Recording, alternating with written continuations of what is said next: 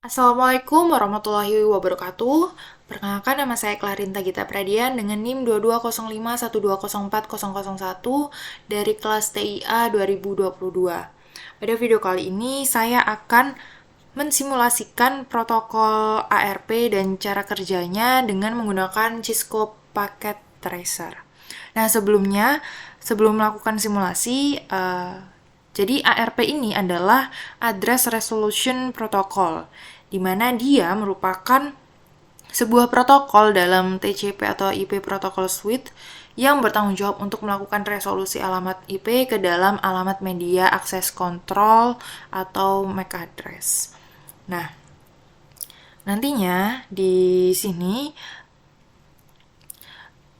kita membuat sebuah IP address di mana nantinya akan dihubungkan dan dibuat sebuah tabel ARP. Nah, di mana nanti itu tabel ARP didapatkan dari request atau broadcast ke jaringan dan berada pada layar 2 jaringan. Nah, setiap host nanti itu menyimpan tabel ARP dalam cache. Tetapi jika dalam hardware address ini tidak ada di dalam cache ARP, maka ARP ini bertugas untuk mencarinya. Nah, jadi di sini ada cara kerja ARP ya. Nah, jika host ingin berkomunikasi dengan IP host tertentu, komputer sumber akan melakukan pengecekan nomor MAC dari komputer tujuan di tabel ARP. Nah, pengecekannya dengan apa? Pengecekannya dengan ARP-A ini. Nah, ketika dicek ARP-A, dia tidak ditemukan tabel, maka melakukan ARP request secara broadcast. Nah, di sini terdapat langkah-langkah untuk melakukan simulasi, di mana simulasi ini awalnya adalah dengan membuat skema jaringan simulasi ARP melalui Cisco Packet Tracer. Lalu selanjutnya kita memberi IP address pada masing-masing PC-nya. Lalu ketika IP address telah tersetting, kita beralih ke command prompt dan mengetikkan ARP-A. Nah, di sini kita nanti akan memastikan apakah tabel ARP-nya masih kosong atau sudah terisi. Nah, jika dia sudah terisi, maka harus dikosongkan terlebih dahulu dengan perintah ARP-D. Tetapi jika dia masih kosong, maka langsung lanjut ke perintah nomor 4, yaitu memasukkan mode simulation. Nah, ketika kita masuk di mode simulation ini nanti, kita membuat simple PDU dari PC1 ke PC3. Nah, di sini nanti memberi pesan dari PC1 ke PC3. Nah, selanjutnya adalah langkah ke-6 itu filter event list menjadi show none dan edit filter. Nah, ketika di sini nanti kita edit untuk menggunakan ARP saja. Nah, ketika sudah diedit, selanjutnya adalah dijalankan simulasinya dengan menggunakan tombol next yang ada di sini. Nah, ketika menjalankan ini nanti kita juga sambil memonitoring isi PDU OSI model dengan menekan gambar surat di setiap stepnya.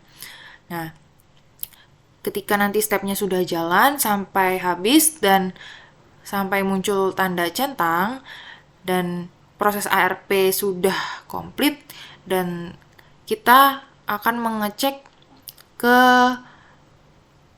PC1 di mana kita beralih ke real time terlebih dahulu, lalu dicek ke PC1 apakah dia tabelnya sudah terisi atau belum. Nah, jika sudah terisi, maka simulasinya adalah berhasil. Nah, langkah pertama yang kita lakukan di sini adalah kita memberi IP address pada masing-masing PC yang ada di sini. Jadi kita pencet desktop, IP configuration. Di sini kita memasukkan IP-nya 192.168.1.1. Maka kita akan mendapatkan subnet MAC sebagai berikut. Lalu lanjut ke PC2, desktop, IP configuration 192.168.1.2 dan subnet MAC-nya seperti ini. Lalu untuk PC3 sama seperti sebelumnya. 192.168.1.3. Oke. Nah, setelah IP address sudah terpasang semua dan sudah tersetting semua, maka selanjutnya adalah di sini kita cek pada PC1 ini di command prompt-nya apakah tabelnya masih kosong atau dia sudah terisi. Nah, jika sudah terisi nanti kita ketik arp-d untuk mengosongkan tabel. Tetapi jika tidak, kita cukup ketik arp-a. Nah, kita lihat ya tabelnya masih kosong di sini, jadi aman. Nah, selanjutnya adalah kita masuk ke mode simulation. Nah, ketika udah masuk di mode simulation di sini, kita buat simple PDU dari PC1 ke PC3. Nah, kita add simple PDU-nya dari PC1 ke PC3. Nah, ketika sudah muncul seperti ini, kita filter event list-nya menjadi show none dan edit filter. Nah, ini show none, lalu di edit filter, kita pakai ARP-nya saja.